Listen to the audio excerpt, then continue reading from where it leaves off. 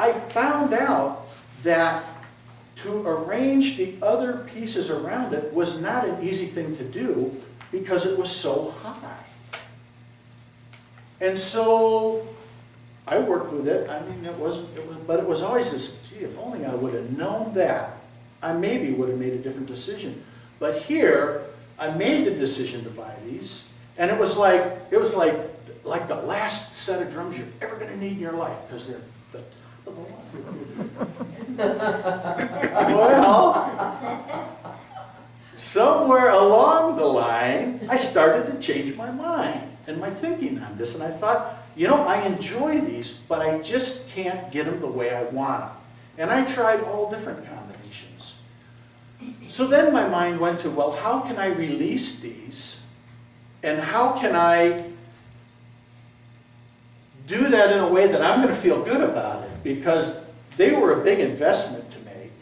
And I know that when you go to sell things, you're not going to get what, you're going to get what people are willing to pay for it. So this went through my mind for probably a year and a half. Over and over. Over and over again. How am I going to release these and feel good about it? Because here they came into my life and they're a beautiful thing, but now I'm reluctant to get rid of them, but yet I want to get rid of them. So I finally came up with a solution. And it was relatively easy because somebody had made a comment, oh gee, if you ever want to sell those, let me know. So I contacted this other musician that had seen these, and he was like, oh yeah. And I said, well, he goes, what are you going to want for them? And I said, well, this is what I paid for them. And he goes, well, are you going to want that? And I said, well, obviously not, because nobody would pay that much, you know. So I called him up one day, or he shot me an email and said, hey, I'm ready to buy them, you know, so let's make a deal. And so I called him and I said, well, I was thinking about this amount of money. And he said, you know what, that's exactly what I was thinking. So we agreed on a price that was in the middle and would allow this equipment to go to a musician who could appreciate it and I knew would take care of it.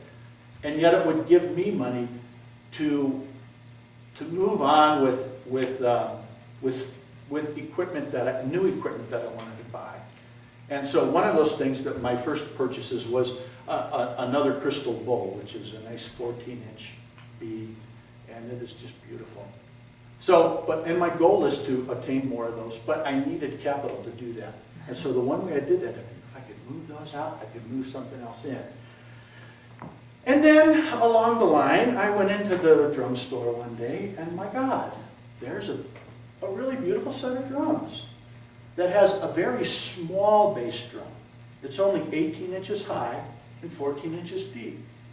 And guess what? It fit right in the trunk of the car. I couldn't even get the other one in my car. I had to put it in my SUV because it wouldn't fit in the car. So the all-around result was that what I had, I was able to put into circulation for someone else. And I was able to get some power to move into the things that I wanted to. So don't ever be afraid of rethinking something that you've done. It might take a little while to come up with the courage or the idea or the way to do it.